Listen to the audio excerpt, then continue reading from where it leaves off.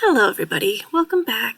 Today we're going to be doing session 7, and I just want to say thank you to everyone who has been giving me feedback and letting me know that this has been a helpful endeavor so far.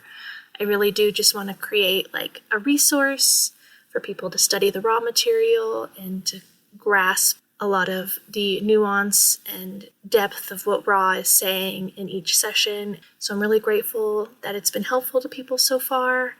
And yeah, I'm going to keep doing this. It's been really helpful to me too. Each time I record a session, I essentially am reading each session 3 times. And that just helps me understand the material more too, because every time that I've read these books, the dozens of times that I've read them, every time it's a new journey.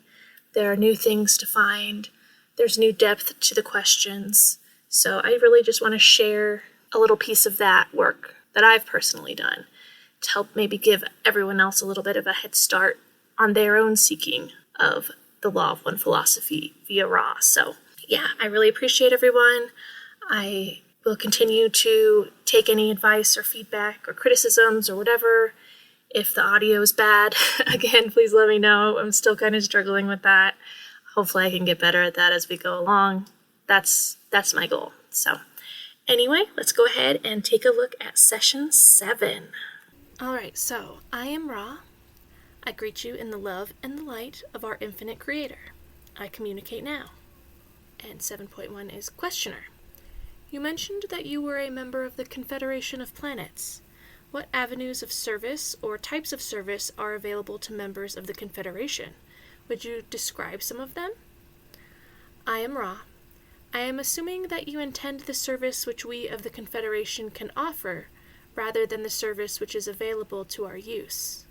The service available for our offering, to those who call us, is equivalent to the square of the distortion/need of that calling divided by, or integrated with, the basic law of one, in its distortion indicating the free will of those who are not aware of the unity of creation. And I'm going to go ahead and read the next question because from Ra's perspective, Dawn asks the same question again, so we get just a little bit more information. Dawn asks, from this, I am assuming that the difficulty you have contacting this planet at this time is the mixture of people here, some being aware of the unity, some not, and for this reason you cannot come openly or give any proof of your contact. Is this correct? I am Ra. As we just repeated through this instrument, we must integrate all of the portions of your social memory complex in its illusory disintegration form. Then the product of this can be seen as the limit of our ability to serve. We are fortunate that the law of service squares the desires of those who call. Otherwise, we would have no beingness in this time-space at this present continuum of the illusion. In short, you are basically correct. The thought of not being able is not a part of our basic thought form complex towards your peoples, but rather is a maximal consideration of what is possible.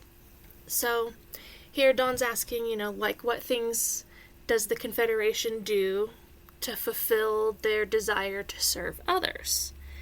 And Ra says that essentially what they can do is limited by the calling of the people in our illusory, disintegrated social memory complex. So we have a social memory complex in potentiation, and while our collective people are not quite yet unified in that social memory complex, they still have to take the entirety of peoples in consideration and all of our thoughts and all of our potential free will.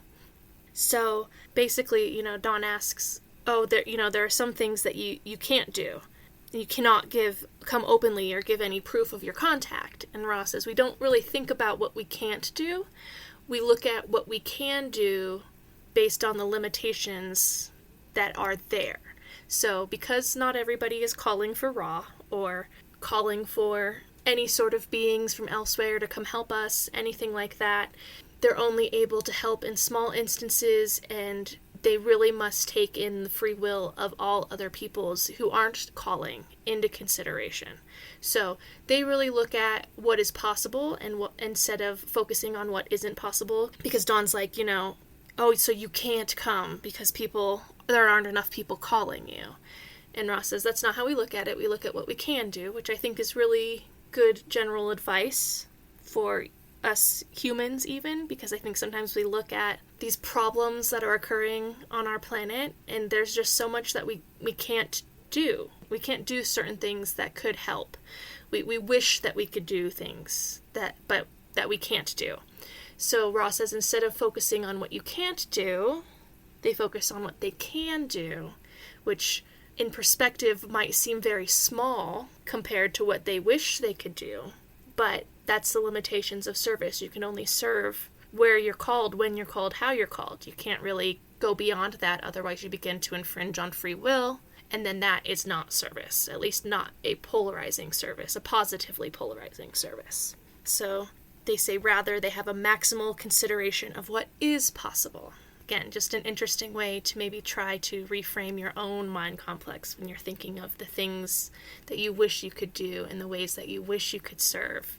Instead, look at how you can serve and maximize that potential.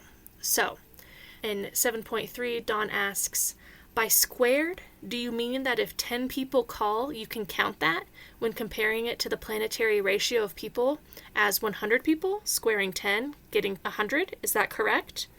I am Ra. That is incorrect. The square is sequential. 1, 2, 3, 4, each squared by the next number. And Dawn says, I'll use an example. If only 10 entities on Earth required your service, how would you compute their call using this square rule? And Ra says we would square 1 10 sequential times, raising the number to the 10th square. So here I think it gets a little muddled and confusing because 1 to the 10th square is 1. And no matter how many times you square 1, it's still going to be 1.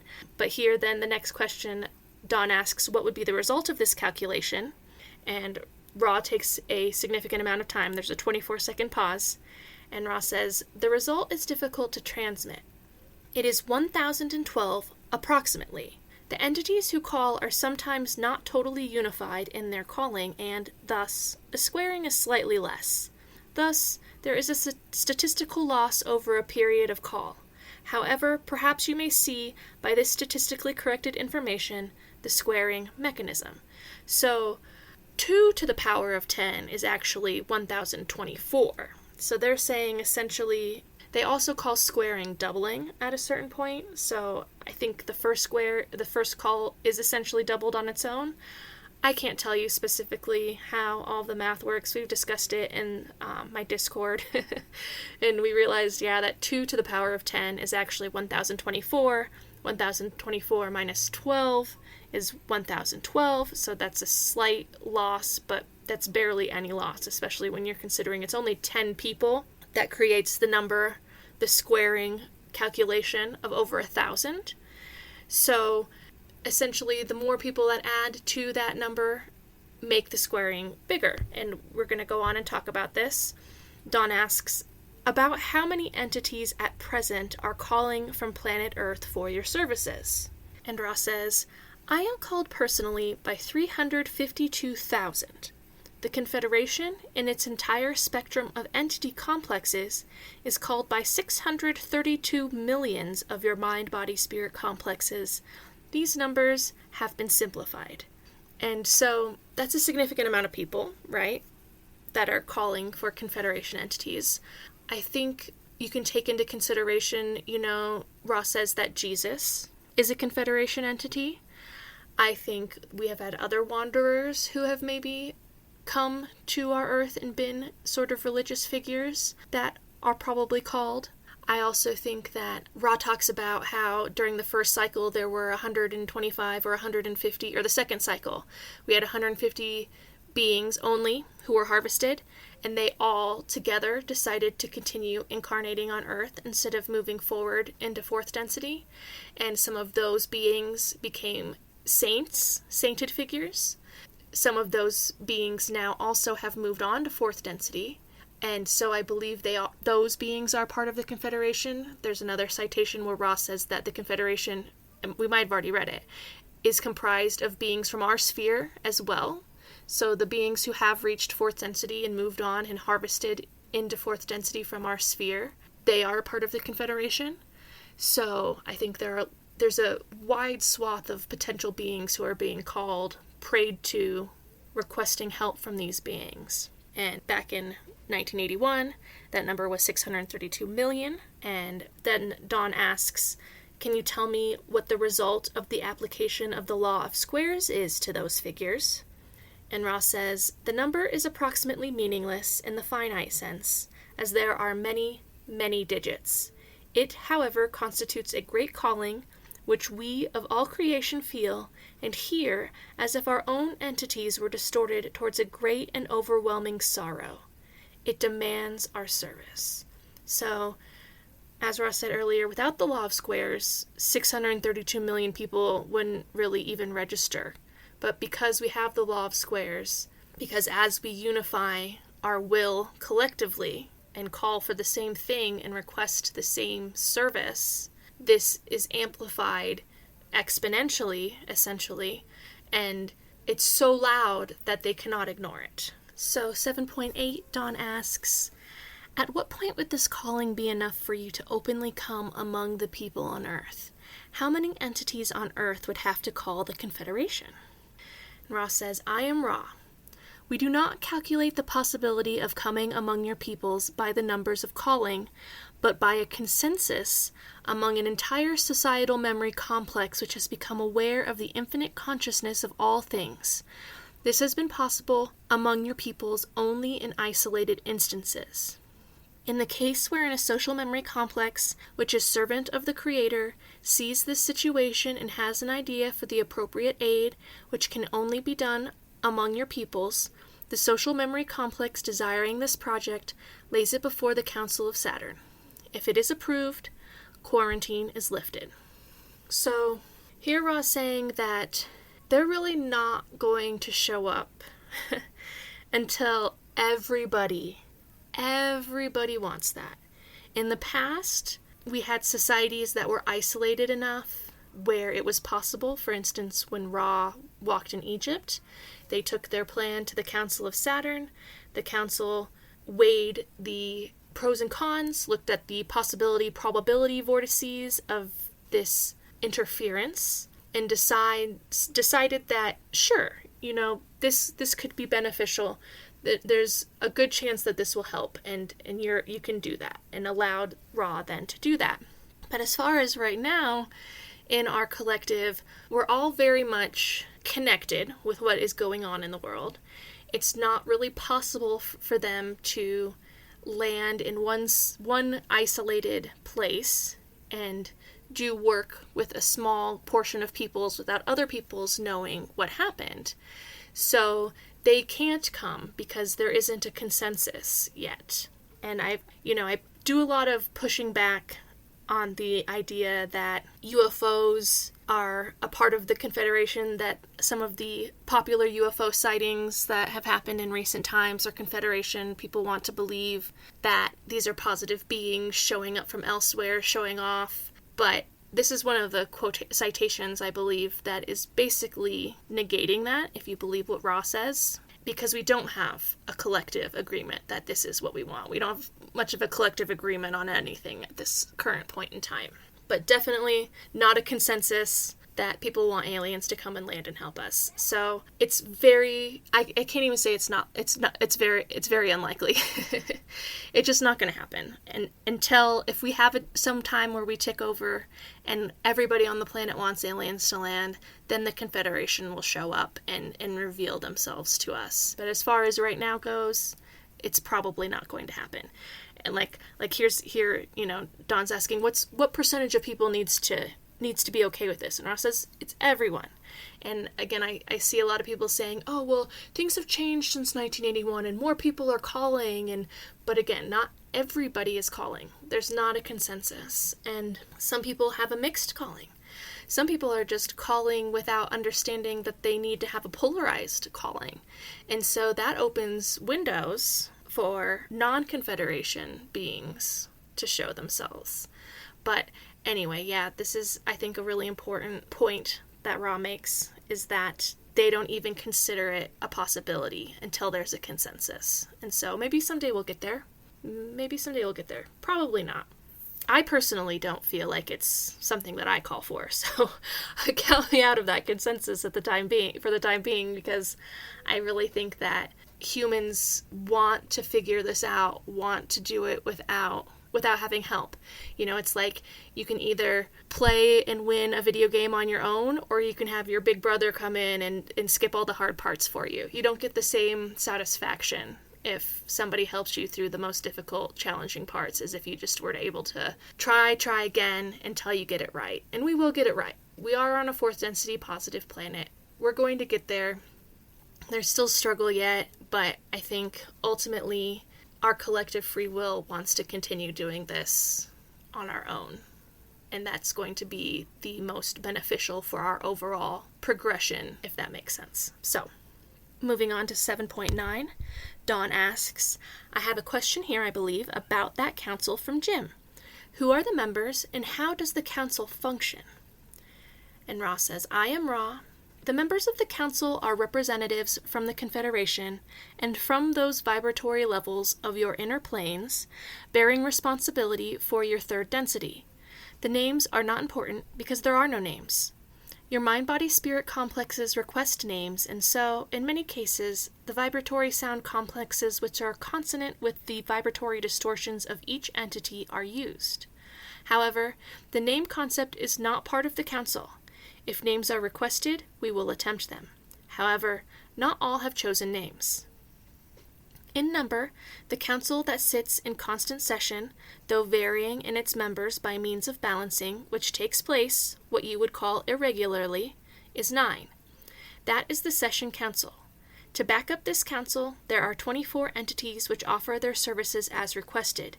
These entities faithfully watch and have been called the Guardians.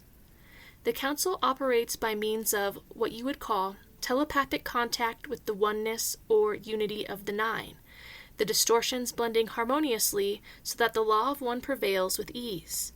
When a need for thought is present, the council retains the distortion complex of this need, balancing it as described, and then recommends what it considers as appropriate action. This includes 1. The duty of admitting social memory complexes to the Confederation, 2. Offering aid to those who are unsure how to aid the social memory complex requesting aid in a way consonant with both the call, the law, and the number of those calling, that is to say, sometimes the resistance of the call. And 3. Internal questions in the council are determined. These are the prominent duties of the council. They are, if in any doubt, able to contact the 24 who then offer consensus/judgment/thinking to the council. The council then may reconsider any question. Alright, so that's kind of a big response from Ra, but essentially we have the Council of Saturn, which typically has 9 beings, but that can shift and change depending on the needs of the council. They reside in the rings of Saturn as far as we understand space-time. They do not have names. They will make up names for us when we request them. Dawn goes on to ask about books. I haven't read the books that Ra and Dawn are talking about here, so I don't really know the specific names of the council that have been given.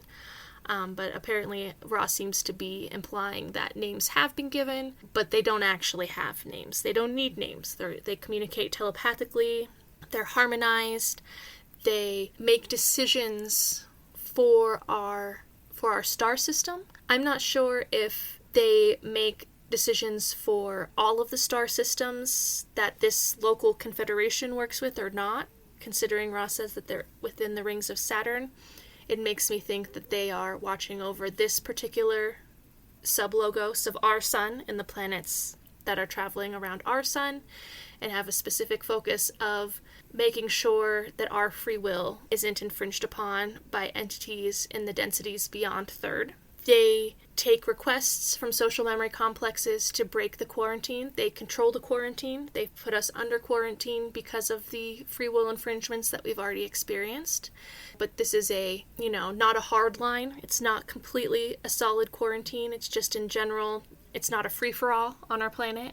So beings have to request and share with the council what their plan is if they do want to come among us. When Ra walked in Egypt, they brought their plan to the Council of Saturn. Council of Saturn said sure. And same with the Social Memory Complex, who went to South and Central America twice. They had to be approved to be able to come through the quarantine in that way. So alongside the 9, there are 24 guardians.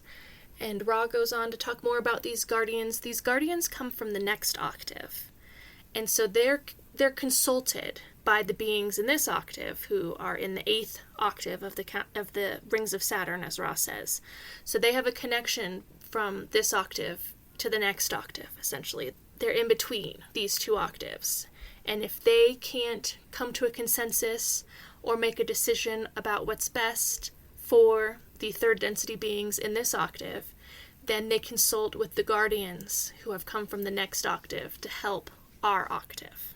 Okay, so Ra talks about this again more in the future, but that's essentially what this answer from Ra is talking about. They sort of help plan and figure out with social memory complexes who want to serve, specifically our planet. If a social memory complex wants to serve our planet, they go and hash it out with the Council of 9, and they figure out the best way to do that, and if it's even possible, if it's a good idea, and all of that. The Council of 9 decides. If they can't decide, they consult with the guardians from the next octave, and then they offer their help. So, in 7.10, Dawn asks, is the Council of 9 the same 9 that was mentioned in this book? And this is when he points to the book Uri. And this book was written by his friend, Andrea Puharich. And, Uri Geller has a lot of mythology behind him. And I believe one part of the mythology of Uri was that he was in contact with the Council of 9. So Ra says, I am Ra. The Council of 9 has been retained in semi-undistorted form by 2 main sources, that known in your naming as Mark and that known in your naming as Henry. In one case, the channel became the scribe. In the other, the channel was not the scribe. However, without the aid of the scribe, the energy would not have come to the channel. And again, I don't know what scribes they're necessarily talking about. I'm pretty sure Andrea, who's Henry. Andrea Puharich was born Henry, so Ra refers to him as Henry, his given name and not his chosen name for whatever reason. But I know that Andrea would hit play or hit record on a tape deck, and then after the tape ran out, he would play it back and there would be audio on that tape. And that's how Andrea was able to channel, quote unquote. And again, I don't know what scribes Ra's talking about. Obviously Dawn does. Dawn knows Andrea very well. And he then goes on question 7.11, says, the names that you spoke of, are they Mark Probert and Henry Puharich? And Ra says, I am Ra, this is correct. And Mark Probert wrote a book called The Magic Bag. And apparently this book as well has communication from the Council of 9. However, Ra says semi-undistorted form, so there was some detuning, it sounds like, in both of these contacts. And I'm familiar enough with Puharich's work to know that, and Uri's work, that there was a lot of kind of grandiose, savior-type language used in contacting them. A lot of, ego-based communications that were you're the chosen one, this kind of stuff. So, again, as Ra will say, once Dawn gets there with his questioning, that it is very possible for an untuned channel to receive communications from both sides of the aisle, we'll say, from positive and negative entities who are trying to use that instrument. So, 7.12, Dawn asks, I am interested in the application of the Law of One as it pertains to free will and what I would call the advertising done by UFO contact with the planet. That is, the Council has allowed the quarantine to be lifted many times over the past 30 years. This seems to me to be a form of advertising for what we are doing right now, so that more people will be awakened. Am I correct? And Ra responds, I am Ra. It will take a certain amount of untangling of conceptualization of your mental complex to reform your query into an appropriate response. Please bear with us. The Council of Saturn has not allowed the breaking of quarantine in the time-space continuum you mentioned. There is a certain amount of landing taking place. Some of these landings are of your peoples. Some are of the entities known to you as the group of Orion. Secondly, there is permission granted not to break quarantine by dwelling among you, but to appear in thought form capacity for those who have eyes to see.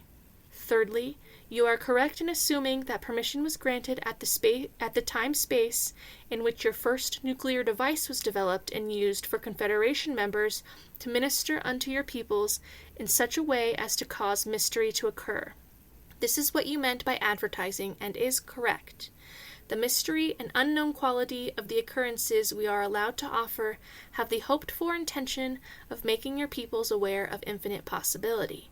When your peoples grasp infinity, then and only then can the gateway be opened to the law of one.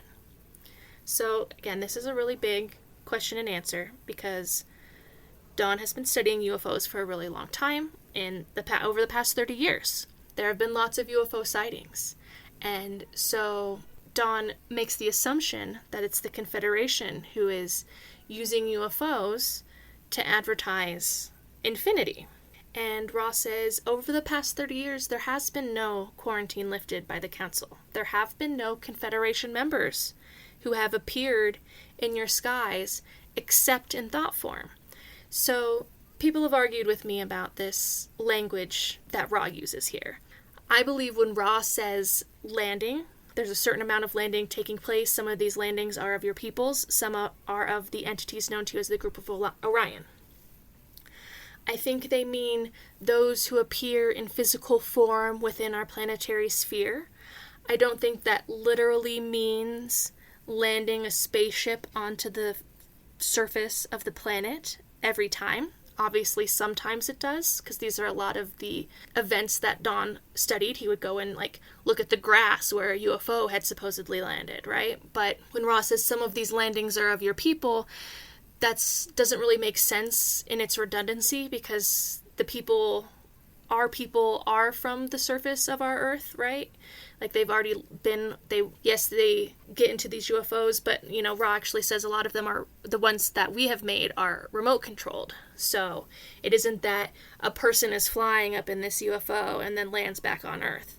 I think when Ra says landing, they mean appearing in actual physical form.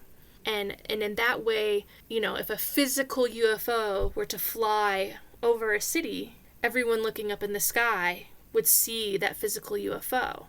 However, when Ross says that the Confederation will appear in thought form, that's just a vision that can be shown to a specific people or a very small group of people, or a specific person or a very small group of people, and that way it doesn't infringe upon the free will of everybody in that local vicinity, whereas a landing, an actual physical appearance, does.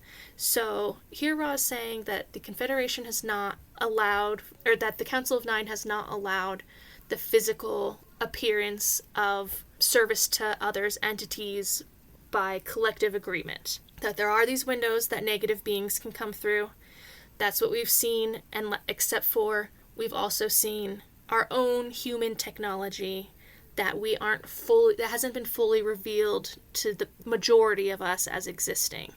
And so we see something that isn't collectively accepted as a part of the technology that humans have. We call that a UFO. We make the assumption that it has come from elsewhere. That assumption, of course, being played up a lot by our military-industrial complex to make sure that we don't catch on to this secret technology. But Ra does say that slightly earlier than this 30 years, that there was permission granted to advertise, for the Confederation to advertise, when we first started making nuclear devices.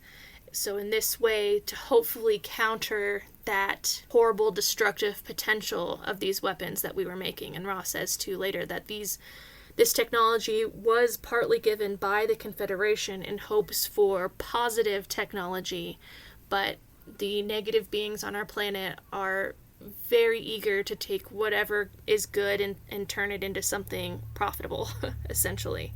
So, or just plain old destructive.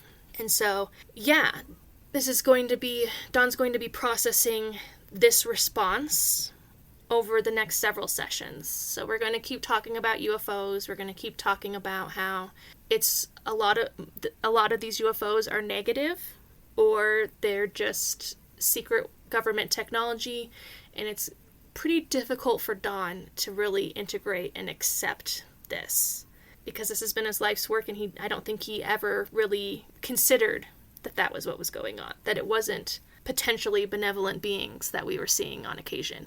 And, it's possible, too, that Dawn saw thought forms, and a lot of the channeling of, like, Catan and stuff, they talk about being in our skies in a spaceship, but they aren't appearing to us in a collective way, because that would infringe upon human free will to do so. And that's not their game, that's Orion's game. So, in 7.13, Dawn asks, "You mentioned both our people and those of Orion coming here. Can you expand on that?" And Ra says, "I am Ra. Your thought complexes did not match your vibratory sound complexes. We are unable to respond. Please restate your query." So, here Dawn is overwhelmed. He tries to ask a question, but Ra can see that what he's thinking is not aligning with the words that are coming out of his mouth. So they're just unable to respond because there's no harmony between those two things. And again, they have to tread very lightly because they don't want to infringe upon Dawn's free will. And they have to be kind of gentle in giving him this information. So the next one, 7.14, Dawn asks, "I'll just ask about Orion. You mentioned Orion as a source of some of the contacts of UFOs. Can you tell me something of that contact, its purpose?" So I suppose I should interject here as well about Orion. Orion was a term that Dawn was familiar with from previously studying channelings, from a variety of channelings. In The Secrets of the UFO, he says he's read millions of words of channeled contacts. So Orion was a name for a concept that Dawn already had. Orion doesn't necessarily mean that all negative beings come from the constellation of Orion, or that all beings who come from the constellation of Orion are negative. Neither of those things are true. Orion is a constellation that is the hunter. I think that's really why that name was used, because negative beings are predators, essentially, and we are their prey. So I believe that's why the concept of Orion, the naming Orion, was used for the concept of negatively polarized entities beyond our third density. So I just wanted to clear that up, and I wanted to mention too that a couple questions ago, in 7.12, Ra says, "Some are of the entities known to you as the group of Orion." So Ra's just using the term that is most accessible as a catch-all term for what's going on to slowly reveal to Dawn what's happening. We haven't even really gotten into service to other, service to self. We will here by the end of this session very briefly.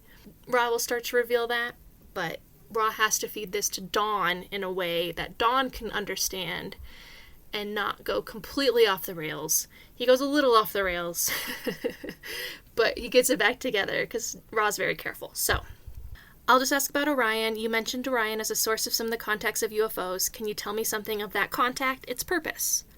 Ra says, "I am Ra. Consider, if you will, a simple example of intentions which are bad/good. This example is Adolf. This is your vibratory sound complex. The intention is to presumably unify by choosing the distortion complex called elite from a social memory complex and then enslaving, by various effects, those who are seen as the distortion of not elite. There is then the concept of taking the social memory complex thus weeded and adding it to a distortion thought of by the so-called Orion group as an empire. The problem facing them is that they face a great deal of random energy released by the concept of separation. This causes them to be vulnerable as the distortions amongst their own are not harmonized." So we get our first introduction then to the service to self beings who are creating an elite, those who are seen as desirable, those who are seen as undesirable. They weed out the undesirable to make their social memory complex in their own image of the elite, of a separated peoples, instead of The service to others path is, of course, accepting of all beings, no matter how elite, how rich, how powerful, how smart they are. The negative path focuses on those things that make others, quote unquote, better than. So Ra uses the example of Adolf Hitler, because we all know what Adolf did. He wanted to create the Ubermensch. He wanted to have a race of humans that was healthy, strong, smart, white, and anyone else was crossed off that list. So it's one of the most obvious manifestations of that in our social memory complex that we can grasp, this idea of forming an elite, destroying those unelite. However, Rod then does mention that the service to self path here has a lot of trouble because their will is not unified. There's always going to be a lot of infighting amongst this elite because it's a hierarchy, and everybody wants to be at the top of the hierarchy, or at least as high up as they can go. So you're climbing this ladder, you're stepping on other people to get there. And so, again, service to others, that path, that we don't do that. We harmonize, we lift everybody up. And again, this allows the doubling effect to prevail, to have strength, and the service to self path rarely is able to harvest that doubling effect for any significant period of time. So, 7:15, Dawn asks, what is the density of the Orion group? Ra says, I am Ra. Like the Confederation, the densities of the mass consciousness which comprise that group are varied. There are very few third density, a larger number of fourth density, a similarly large number of fifth density, and very few sixth density entities comprising this organization.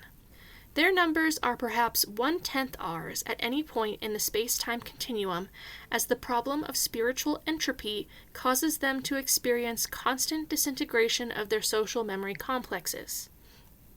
Their power is the same as ours. Their power is the same as ours.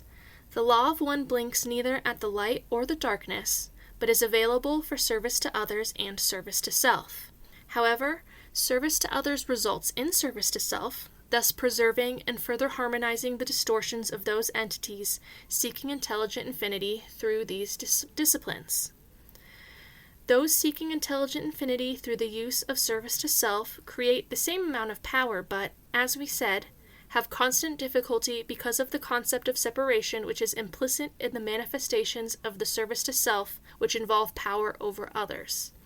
This weakens and eventually disintegrates the energy collected by such mind-body-spirit complexes who call the Orion group and the social memory complexes which comprise the Orion group. It should be noted, carefully pondered, and accepted that the law of one is available to any social memory complex which has decided to strive together for any seeking of purpose, be it service to others or service to self.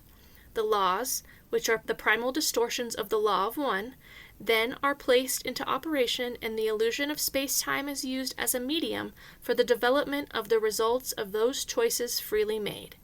Thus, all entities learn, no matter what they seek. All learn the same, some rapidly, some slowly. So, here we have the introduction of the concepts of service to others and service to self. Like I said, the service to self path has the problem of entropy. Their wills are not harmonized most of the time. They can collectively have a harmonized will. Everyone under Adolf had the same goal of eradicating undesirables, so that was a unified will. And they also only have 1/10 of the population, essentially across the board, as the Confederation has at any time. So they're able to use intelligent infinity, just like the positive path. The Confederation is able to use intelligent infinity, but the lack of collective will disintegrates those pathways. Then Ra goes on to say, Creator blinks at neither. Both are valid paths. Both can reach the Creator because service to self, in a way, is service to others, but explicitly service to others is service to self because there are no others. So when you are serving others, you're serving yourself because you're serving just another portion of yourself. Service to self, on the other hand, instead of unifying, is deliberately separating and saying that I am the elite. I am the leader. I am above all of these other little crumbling beings. Like a fifth density negative entity looks at the beings on Earth with a sneer and disgust, and just hates humanity for how foolish it is and the choices that it makes, and except for its other service to self beings who also believe that, essentially, who also look down on all other humans. And that's why it's really important to try to cultivate acceptance for our social memory complex, our societal memory complex, as it is right now, for all humans to not allow those feelings of repulsion and disgust accumulate too much, because really we need to be working with acceptance, and the feelings of disgust can lead you down a different path where you look at yourself as better than, as part of an elite group. And that's just a very, very slippery slope. And sometimes it's hard to see that you're on that slope because, again, the creator essentially, I don't want to say sees both as the same, blinks neither at the light or the dark. Both are valid paths. Deliberately, we have created the service to self path because it creates so much more experience, so many more potentials for infinity to express itself, and we all get to choose. We all have free will. That's what Ra is saying here. We all get to make those choices. But if you're on service to others path, this path harmonizes itself. This path has a collective will where the things we want are kind of simplified, and we aren't trying to take each other down, as we're all trying to bring each other up together. Whereas the service to self path is constantly infighting amongst itself, trying to constantly reestablishing a hierarchy of power. So if a service to self entity can take out another service to self entity and gain more power and move up the hierarchy, they will. So that's what causes the entropy. That's what causes the disintegration of the Orion group, and why they have a fraction of the numbers that the Confederation has. So, 716, Dawn asks, using as an example a fifth density group or social memory complex of the Orion group, what was their previous density before they became fifth density? And Ra says, I am Ra. The progress through densities is sequential. A fifth density social memory complex would be comprised of mind-body-spirit complexes harvested from fourth density. Then the conglomerate or mass mind-body-spirit complex does its melding, and the results are due to the infinitely various possibilities of combinations of distortions. So essentially, beings who are harvested from fourth go into fifth, and then later on, Ra talks about how the fifth density is a very free density. Fourth density is about the social memory complex because we're learning the ways of love. We're learning how to be a collective. We're learning how to support each other. We're learning those lessons. In fifth density, we're learning wisdom, and you can basically decide to do that in any way that you want to. But that's why along the positive path, the density of love comes before the density of wisdom, because when you go into the density of wisdom, you need that backed up by the lessons of love so that you don't use wisdom for separation. And so there is a lot of freedom as long as you're using wisdom imbued with love in the positive density. You might not even be in a social memory complex. Or else some entities will go off on their own and do their own lessons and not be a part of a social memory complex, and maybe just visit their social memory complex from time to time. I think that's why Ra mentions the conglomerate or mass mind body spirit complex does its melding, and the results are due to the infinitely various possibilities of combinations of distortions. Fifth density, there's a lot of choices. There's a lot of ways that a fifth density social memory complex would manifest itself. I think as far as Dawn's question with the Orion group, I do think that a lot of those beings are working solo. I think a fifth density Orion being sees no virtue in other selves. That might even be a citation. They find themselves to be the most wise. They find their mind to be the most powerful, the most useful, and go off and do their experiences without the interference of others and having to worry about harmonizing in any way with other people. So, 717, Dawn asks, I'm trying to understand how a group such as the Orion group would progress. I was of the opinion that a closer understanding of the law of one created the condition of acceptability, moving, say, from our third density to the fourth in our transition now. And I'm trying to understand how it would be possible, if you were in the Orion group and pointed towards self-service, how you would progress, say, from the third density to the fourth. What learning would be necessary for that? Ra says, I am Ra. This is the last question of length for this instrument at this time. You'll recall that we went into some detail as to how those not oriented towards seeking service for others yet, nevertheless, found and could use the gateway to intelligent infinity. This is true at all densities in our octave. We cannot speak for those above us, as you would say, in the next quantum or octave of beingness. This is, however, true of this octave of densities. The beings are harvested because they can see and enjoy the light love of the appropriate density. Those who have found this light love light, without the benefit of a desire for service, nevertheless, by the law of free will, have the right to use of that light love for whatever purpose. Also, it may be inserted that there are systems of study which enable the seeker of separation to gain these gateways. This study is as difficult as the one which we have described to you, but there are those with the perseverance to pursue the study just as you desire to pursue the difficult path of seeking to know in order to serve. The distortion lies in the fact that those who seek to serve the self are seen by the law of one precisely as the same as those who seek to serve others, for are not all one? To serve yourself and to serve other is a dual method of saying the same thing, if you can understand the essence of the law of one. At this time, we would answer any brief questions you may have. So here, Ra is explaining to Dawn that there are two paths of progression through this density. There's the service to self path and the service to others path. The requirements of both are mathematically the same. The ability to be able to use a certain amount of light love and love light, and to understand those energies. The difference being, of course, then that those who are on the service to others path are seeking unity, those who are on the service to self path are seeking separation. And both paths get to go along those paths. The ultimate problem for service to self is that entropy and the fact that the service to self path has a finite endpoint. It can only go to early 6th density. That citation will come later, but once a service to self entity hits early 6th density, the entropy becomes so overwhelming that they don't have any choice but to grasp and accept the unity of creation, whereas they have been potentiating separation for their entire progression through the densities.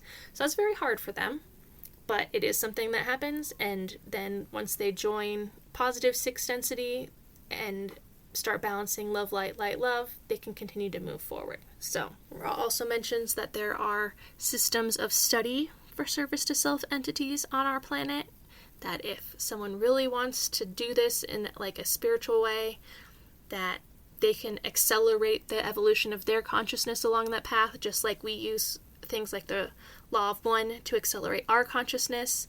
Of course, anyone can harvest service to self just by doubling the choice to serve the self over and over and over again without much deviation at all. Lots of entities have reached 4th density that way without, just like beings can reach 4th density positive without really integrating spiritual metaphysical teachings. Just by the desire to serve others, they can get there. But service to self also has spiritual ways to get to the negative portion of the spirit. So, 718, Dawn asks, is there anything we can do to make the instrument more comfortable? Ra says, I am Ra. There are small adjustments you may make. However, we are now able to use this instrument with minimal distortion and without depleting the instrument to any significant extent. Do you wish to ask further? And Dawn says, 719, we do not wish to overly tire the instrument. Thank you very much. That was very helpful. We will continue in the next session, taking up this point. I believe that I'm beginning to understand the progression. Thank you very much. I am Ra. I leave you in the love and the light of the one infinite Creator. Go forth then, rejoicing in the power and the peace of the one Creator, Adonai. So, I think this one was a little interesting, looking at it very closely. Dawn asks if there's anything they can do. Ra says, you're doing great, but you can ask more specifically. And Dawn doesn't. Dawn's like, oh no, we're just going to let Carla keep her energy and we'll move on, and I'll bring up this questioning about service to self, service to others, Orion, etc. in the next session. So, going through the rest of the sessions, Dawn pretty much asks this question at the end, is there anything else we can do? Which I think here Ra is implying is vague, and if they were to be more specific, then they would have been able to give more specific ways to fine-tune the contact and to fine-tune how Carla bears the brunt of this contact. I think that's kind of interesting here, but when they ask, if there's anything we can do to improve the contact, Ra does have some things they can say without infringing upon free will, without being specific, but it seems like there's a door that Dawn could go through to ask more specific questions than this general vague one that he asks at the end of every session. So, that was session 7. It's a very interesting session. There's a lot of juicy tidbits in there about UFOs, and we get introduced to the 2 paths, and just a lot of things to think about, to meditate upon, to contemplate. And again, if you have any questions for me about anything specifically, I'd be happy to try to give more clarification and elucidation from my own limited understanding. But I appreciate everyone for listening. I do want to go ahead and say I did mention my Discord group at the beginning, and I've been wanting to mention it at some point, so I figure maybe it's a good time now. I do have a Discord group. We are a very intentional community. We have 2 weekly meditations that we do. It's during the middle of the day for U.S. times on Wednesday and Sunday. And we also are studying the raw material together, session by session. We're currently on session 15, I believe, is where we're at. And we're just a community that's focused on service to others, to polarizing service to others, to living in the open heart, to being gentle and compassionate and supportive of each other, and offering what Ra refers to as psychic support, and just being a community of very intentional people. So if that's something that interests you, I will go ahead and put a link at the bottom of this video in the description for the Discord. I will go ahead and say that making the choice to join an intentional group does bring with it a certain level of initiation. So if that's something that you are seeking and prepared to integrate, I welcome you to come try us out and see if you fit into what we've already begun to create together. Again, we do 2 weekly meditations, and we just have various chat channels to discuss various parts of the Law of One, and we have like a prayer request channel where you can solicit like the help of the light energy of the group. And yeah, it's a really special little place, and I'm very protective of it, but I feel like if you've already listened to me for this long and have gotten this far, and you resonate with my interpretations, what I have to share, the things that I find important to focus on when discussing this material, you'd probably feel good in the group space that we've created. So that link will be in the bottom, and yeah, I'm curious to see if anyone wants to come join us. Otherwise, feel free to just keep me at arm's length and listen to the YouTube and gain understanding in that way. That's totally fine too. Obviously, there's no obligation, no pressure. It's just there if that's something that feels right within you to come do. So, again, thank you everybody. I'm here for questions, comments, criticisms, all of it. And again, if you needed to find me on Discord, the link's in the bottom. Thanks again.